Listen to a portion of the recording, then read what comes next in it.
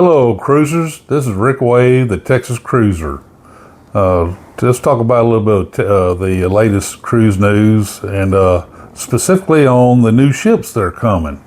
I guess the cruise industry got healthy real fast, and we all know about the Carnival building new ships, Royal Caribbean's building new ships. I mean, they're not letting the grass grow under their feet on both those cruise lines. They're getting after it, and it's a good thing because the cruisers are getting numerous in number. They've more than made up for the ships that were pulled out of service and sent to scrap or to lesser cruise lines. So they've really made up for the berth numbers, and it's phenomenal to see. And these new ships are really fun and interesting to research them and to get on board and cruise them. And there's a lot of things to do on board. You don't really have to get off at ports anymore because you can do all the fun stuff on board ship. There's a few ports that we go to that we don't get off. We've been to many times. And we decided we're going to stay on board and enjoy the ship while all the younger folks are offshore having a good time. We're going to stay on board and we're having a good time. So anyway, MSC, their World America is supposed to go into service in April 2025. That's a good month. That's my birth month. And there's a new feature they're going to put on board. It's called the Cliffhanger.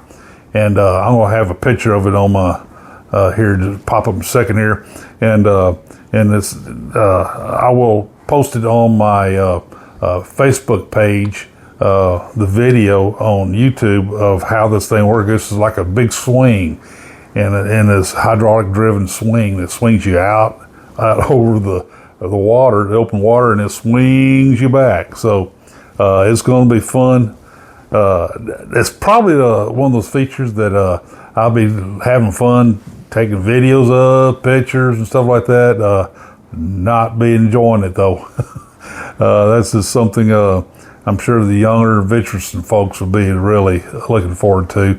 I mean, these cruise lines are coming up with new fresh ideas to put on board their ships. I think the Primas, a couple of their ships have that little machine that throws people around and all. He's been to Disney World, some of those things. And of course, the Royal Caribbean with all the little fun features, the zip lines, rock climbing walls, you can name it all on the Royal Caribbean ships, ice skating rink, stuff like that. And then Carnival has the rope course, the roller coaster, and other features. And the Norwegian cruise lines on their Primas, they have the go-kart tracks. Even though the newer Primas not going to have the go-kart tracks, they're going to have other stuff going on board. So it's an interesting industry, and there's going to be a wider variety of ships coming out. Everybody's, you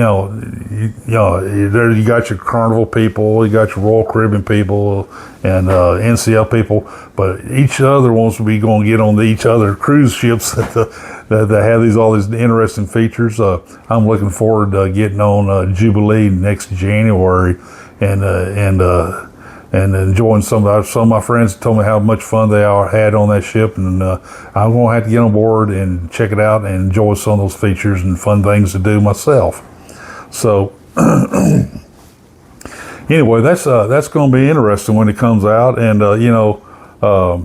Celebrity's got a few of those little neat features too. Got the little hanging over the side bar that goes up and down. That is more what I might want to check out myself. Now, Norwegian Cruise Line, they got 8 new ships on order. 4 of them under and that's the Norwegian Cruise Holding Company, which encompasses multiple cruise lines. And under the NCL label, they have 4 new ships coming out. And this is after the 4 Primas come out. This is not counting those 4 Primas.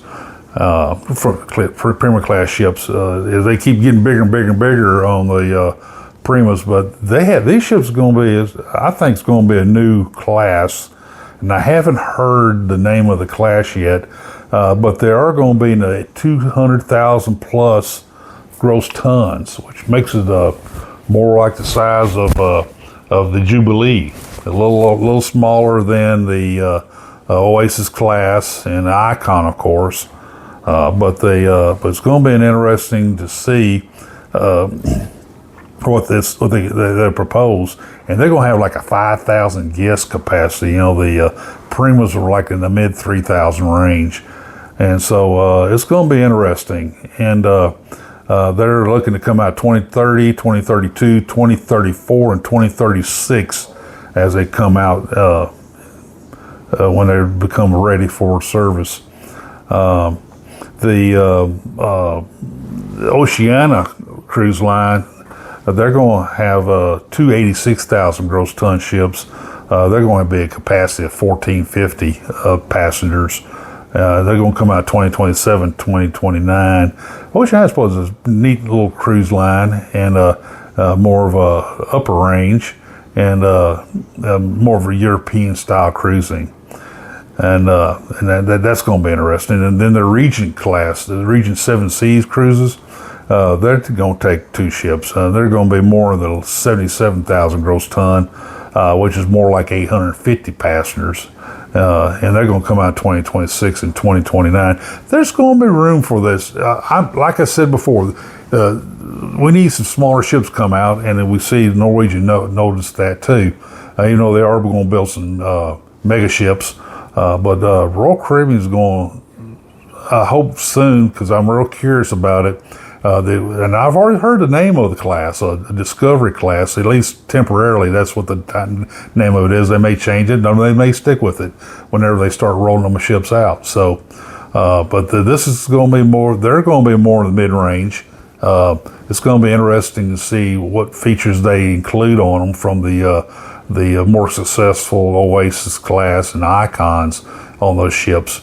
I have a feeling there's going to be some features on there that's going to be translating down to the smaller size, and that's going to be, some of these ports can't take the big mega ships. Key West and Bal Harbor, all them, they've already screamed, "Oh, we don't want the big ships. We want some smaller ships here, smaller capacity." So this is an opportunity to fill that need. There is a niche for that. And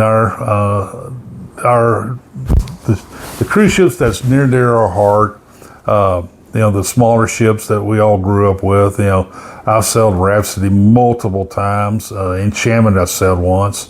Of course, the ships that I originally sailed with, the Song of America, which is over in the Mediterranean right now. I think they're close to sending her to the scrapyard. I'm sad about that.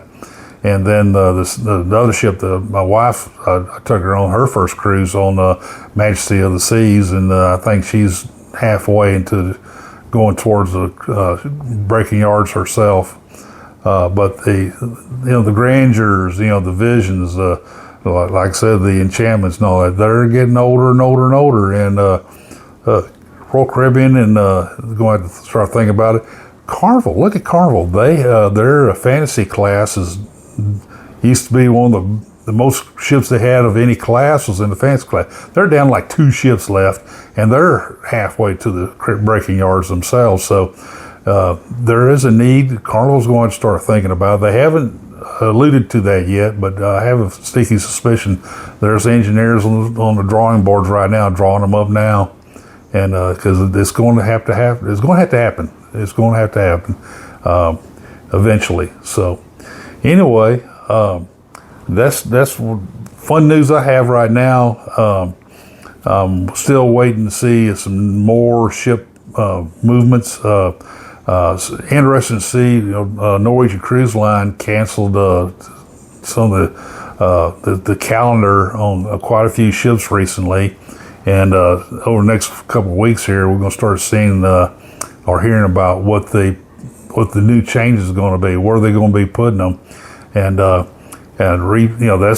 that's what they said they plan to do. Is, they send some of the shipyards for some overhaul and all that, but they also happen to mention moving them to other ports and all. So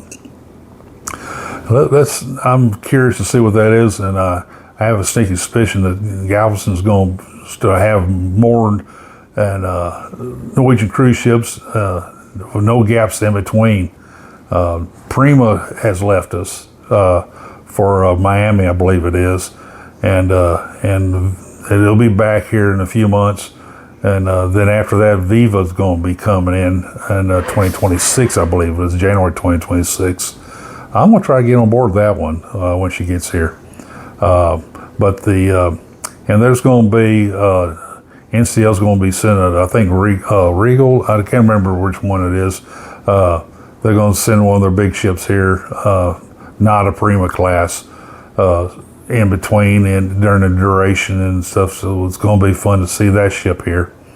It's a wild and woolly time in the cruise industry. It always changes constant. So we'll see what's going to be happening day by day, man. I'm watching the news and see what pops up. So I'll try to keep up, do more of these videos, more information, more cruise news and tips and hacks of cruising. So you guys go get on a cruise, book a cruise, and maybe I'll catch you on board there with me, and we'll have some fun talking about stories of cruising. We all have our stories. So anyway, you guys have a great time cruising, and hope to catch you on a future cruise. I'll catch you later. Bye-bye.